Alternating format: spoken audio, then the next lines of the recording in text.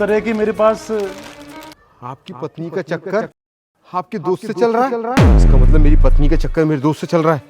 पता करता हूँ आखिर ये है कौन।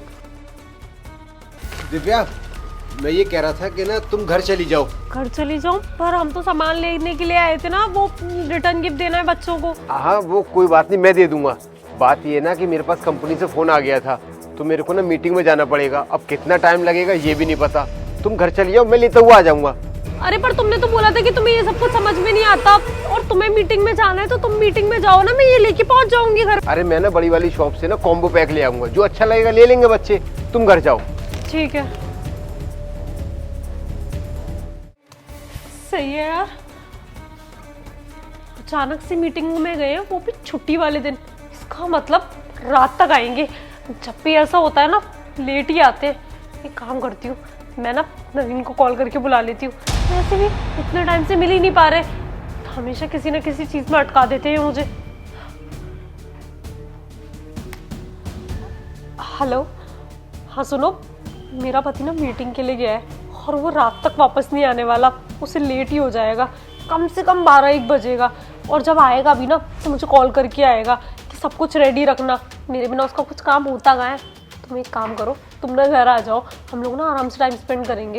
और जब वो आने वाला होगा तो तुम चले जाना। ठीक है। इतनी देर हो गई, अभी तक आया क्यों नहीं?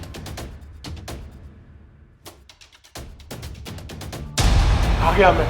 वैसे कितनी देर के लिए आया तुम्हारा पति? बताकर तो नहीं गया, बट छुट्टी वाले दिन गया है, वो भी अचानक। तो मुझे पक्का पता है कि लेट ही आएगा। ऐसा पहले भी कई बार हो चुका है। वो ना 12-1 बजे से पहले नहीं आने वाला। और मैंने तो तुम्हें बताया ही था, मेरे बिना उसका कोई काम ही नहीं होता। आने से पहले ही कॉल करेगा। सही है। कितने दिन हो गए थे, हम मिले भी नहीं थे, बस फोन पर ही बात हो रही थी। अब सामने से मिलने तो आराम से बैठ के बातें करेंगे। हाँ, क्यों नहीं।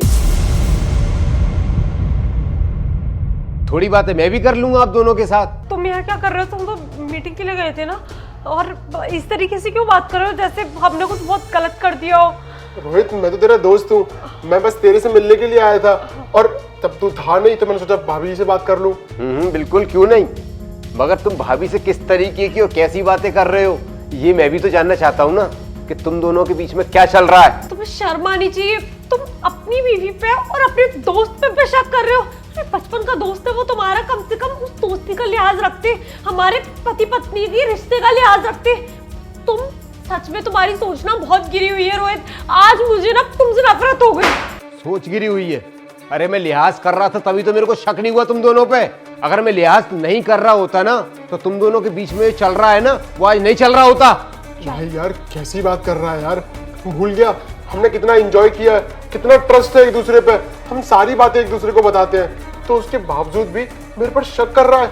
हमें दोस्त हो दे रहा है यार, so called best friend. Best friend होता तो ऐसी हरकतें नहीं करता। अरे भाभी माँ समान होती है, और तू तो मेरे को अपना भाई मानता था ना, तो भाई को ये सिला दिया कि तूने भाई की पत्नी को ही सेट कर लिया। वो तो भला हो उस दुकानदार का कि उसने मुझे बता दिया। अगर वो नहीं बताता तो मेरे को तुम दोनों के बारे में पता भी नहीं चलता।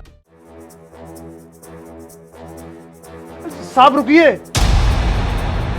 क्या हुआ? साहब, जिस बच्चे ने आपके ऊपर बोतल फेंकी थी ना, वो मेरा ही बच्चा है। इसका मतलब तेरे बच्चे ने मेरे संग ये बदतमीजी करी है? हाँ साहब, जो कुछ लिखा हुआ है ना वो सच है साहब। आपको भरोसा नहीं होगा, लेकिन यकीन मानिए ये सब सच है। साहब मेरी बात का भरोसा कीजिए। मेरा शक यकीन में तब बदला जब मैंने उन दोनों को मार्केट में देखा। वही साहब जो आपके साथ सिगरेट पीने आते हैं। मैं अपना सामान लेने जाता हूँ दुकान का, तभी देखा था उन मैडम के साथ, और मुझसे रहा नहीं गया। तो मैं आज बात बता के ही रहूंगा, तो मैंने अपने बच्चे को ये बोतल फेंकवाई साहब।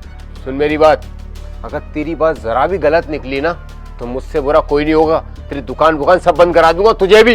रोजी रोटी की कसम खा के कह रहा हूँ साहब, मैं इतना बड़ा झूठ क्यों बोलूंगा। ठीक है, उसको तो मैं देखता हूँ। अगर तेरे को कोई भी खबर हो ना, तो मेरे को खबर करियो। जी साहब। चलता हूँ मैं। भाई यार, मुझे माफ कर दे। बात कुछ ऐसी है ना, जब तेरी शादी हुई थी तो मुझे ना दिव्या बहुत ज़्यादा अच्छी लगी थी, और मैं इसी बहाने से ना तेरे आने लग गया था, तेरे से ज़्यादा मिलने लग गया था, क्योंकि मुझे ना इनसे बात करनी थी। और फिर हमारा रिलेशन स्टार्ट हो गया, और हमने बोला था कि तुम्हें अब कभी पता नहीं चलेगा, पर हमें क्या पता थी कि वो दुकानदार सब बता देगा।